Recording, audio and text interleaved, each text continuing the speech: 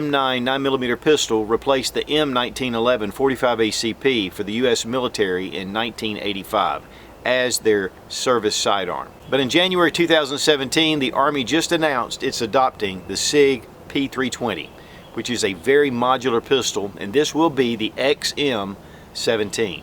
So we're going to take a detailed look at the Sig P320 and talk about why this was chosen over a number of really highly qualified pistols. So the U.S. Army announced a $580 million contract to bring in the Sig P320. Of course, this is now redesignated as the XM-17. It's part of the MSH program, which is a modular handgun system. And one of the big reasons why the Sig P320 was chosen is because of its really modular design.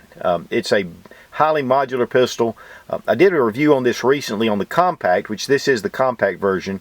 They also have, of course, the full-size version. Now, the full-size version is the one that the Army is going with 280,000 units over a 10-year period. But they're also going with 7,000 of the subcompact, which is a little smaller than this. The $580 million contract, though, is not only for the pistols, it's also for parts and magazines, ammunition, training, armorers training, and things like that. So there's a lot that's going into this transition. But the Beretta M9s, and most of your guys that are former military know that these guns are pretty worn out. Your Beretta M9s, they're great pistols, but as far as in the field, they have really seen a lot of action, and it's about time. In fact, there's so many new modern designs out there that it's been a while. Of course, one of the big things is these pistols, once they're chosen, they serve for decades. And so really going through a major process with these guns is important.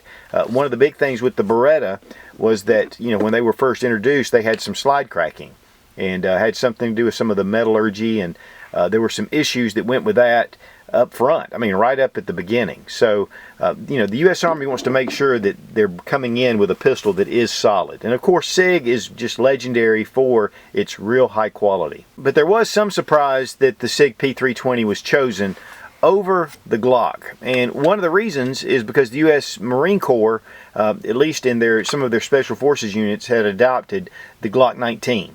Along with other, I believe it was also the U.S. Army Rangers and some others went ahead and adopted the 19.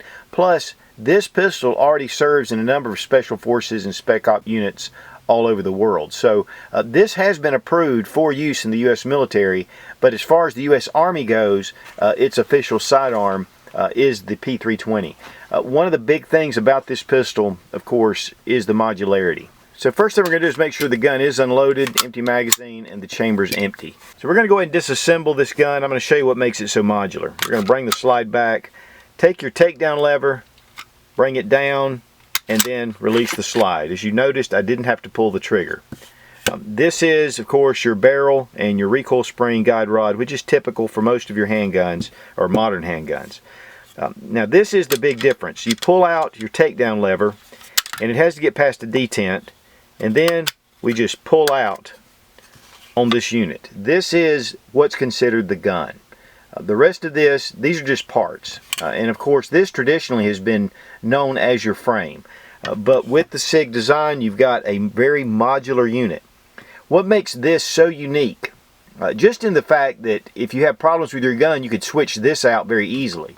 But what really makes this unique is I can change different grip frames. This is called the grip shell. This is the compact version, but there's a subcompact, of course, which is smaller. Then there's the carry model, which just has a longer grip. And then there's the full size, which has a longer grip and a longer extension at the front. With that, there are kits available already from Sig where you can replace this whole assembly with your subcompact, your full size, or of course here the compact. But not only that, we can change calibers. We can go to 40 caliber or 357 Sig. And that's one of the reasons why the U.S. military was looking at maybe going away from the 9mm into maybe a 40 caliber. So this still gives them the option. In fact, the Army didn't really specify that they were going with the 9. But later on, there have been reports that the 9mm was chosen. Of course, that's still unofficial. But I would be surprised if they didn't stick with the 9. But just this in itself. The other thing that Sig really has done well is their grip shells. You can get it in, this is the medium size, you can get it in a small size, you can also get the grip in a large size. So you're not having to interchange the back straps, you can go straight to a different grip. And so this makes it very easy for someone to come in, they can go with the different grip sizes and choose it, and then just insert this piece right here, the modular unit, this the fire control system, and they can go with a bunch of different options. And that's one of the big reasons why they went with Sig. But with all that said, the Glock was the runner-up. In fact, it got down to just the Sig and the Glock, and of course the Glock had a lot of following, but the Glock is not modular. So you've got this modular advantage right here, whereas with the Glock, it is what it is. There were some different changes that were made to the Glock to make it more compatible with the the trials. Now, one of the big things about the new pistol design is it has a frame safety, and so it's going to have a manual safety on the outside, and that will be with all the service pistols, and that's part of the contract. Here with the civilian versions, though, we don't have that. One of the big things too was the Picatinny rail on the Sig. This is mill standard Picatinny rail system, which the Glock doesn't have that. It has the one rail. Beretta did fight very hard to win the contract with their APX model, and this is their striker fire 9mm that also has a modular system very similar to the Sig, but for whatever reasons they went with the Sig instead. But there were a number of other gun companies that had guns in the running, and I won't necessarily go over all of them because I really don't know all the guns. I know that FN had a version, of course Glock, CZ, their P09, and then also the Smith & Wesson M&P. So these guns, though, have been upgraded in different areas, and I'm sure that once the market kind of starts to bring these in, we'll have a lot of these available, which is a benefit to the civilian shooters because it gives us a lot of different options. But now laid out here, I have one of the Sig Exchange 40 caliber conversion kits, and the frames are the same, and then you get it one magazine, and then you get your slide with 40 caliber barrel and your recoil spring. So what really makes this unique is I can take and insert my fire control system, take my takedown lever,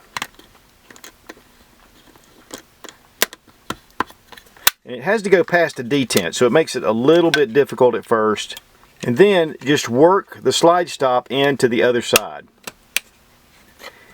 And now I have this in place. Take my 40 caliber slide, place it over, and so now we can go with 40 caliber, we can go with 357 Sig, we can go with the full size slide and frame, we can go with the subcompact slide and frame. And so no wonder the US military adopted this pistol for their sidearm. And one of the beautiful things about this whole system is that I can have one unit, one modular unit, and yet have different exchange kits to be able to have different pistol configurations. If I want to go to the range and I want to shoot with a larger frame pistol, I can get the exchange kit, enter my modular component or my fire control system, and I'm ready to go. Another big thing that's kind of cool is that you can get these grip shells for about $40 a piece. I got this one at Osage Gun Works. In fact, they were the only ones at the time that had the FDE and the compact. In fact, they have typically more of the exchange kits than anybody else I've found online. So I'll have the link down below to Osage County Gun Works. Great source. I bought a number of things from those guys. Now you can also get the OD frame and of course this FDE or the black without having to buy a new gun. Now, especially for those guys who are in states that there's long extended background checks for each pistol that you buy, this really makes a lot of sense. You can get away with all the paperwork and still have a number of different configurations to suit whatever you need. Now your standard Sig P320 is running about the $500, $525 range. If you want to get the separate kit, again, it's around the $300 range. A lot of guys I've noticed in other reviews have talked about, you might as well go ahead and buy a new gun, but it's still $200 less just to pick up the kit, and which gives you a lot of money for ammunition. Now the P320 compact holds 15 in 1, your full-size P320 is 17 in 1. Subcompact is 12, and that's all in 9mm. Of course, 40 is usually a couple of rounds less. The magazines themselves run about $35. I think they were $34.95. on the Gunmagwarehouse.com website. Those guys are great. They're easy to deal with. They have a 60-day hassle-free warranty. So if you're looking for magazines, that's a great source. And I want to thank Gun Mag Warehouse for sending these extra mags so we can show a lot of shooting without having to do a lot of reloading on your magazines. But I'll have the link down below for Gun Mag Warehouse. But $35 is a great price for a Sig mag. Typically, your Glock mags are about $25. So, you know, it is a little more expensive to go with the Sig. But I think there's a lot of cool advantages with this modular system. Now, Sig also offers the P320 in the RX model, which is more geared toward competitive shooting, IPSC and things like that. And so one of the things that it offers is a slide cut here for an RMR, which makes it really nice. RMRs are really becoming popular on your handgun. It's really great for quick target acquisition. But of course, if you like the standard model, these things are great as well. So while I've always loved the refinement and the smoothness of the Beretta M9 or 92FS with the new XM17 or the Sig P320, it's going to be a great modular option and really modernize the U.S. Army for its sidearm program. And guys, if you're interested in a Sig P320, you better get it now, because these things are going to be hard to come by coming up once these contracts really start. Plus, you know, civilians just knowing that this is going to be the new military sidearm, these things are going to sell like crazy. So I want to congratulate Sig Sauer on winning the military contract for the U.S. Army, and also for bringing a really cool pistol design to the U.S. civilian market. And I also want to congratulate the U.S. Army for finally making a choice on their new service sidearm. Be strong, be of good courage. God bless America, long live the Republic.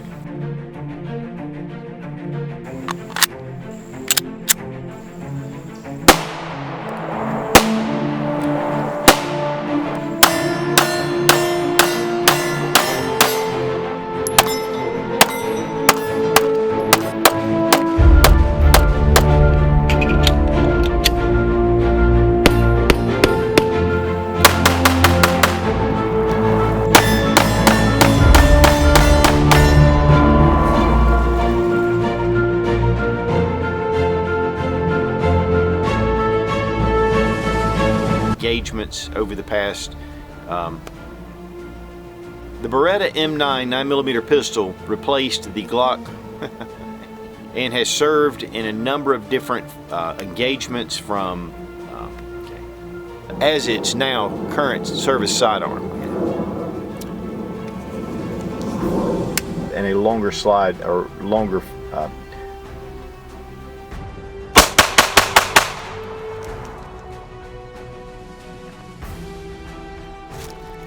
oh yeah, baby. So am I tactical or what?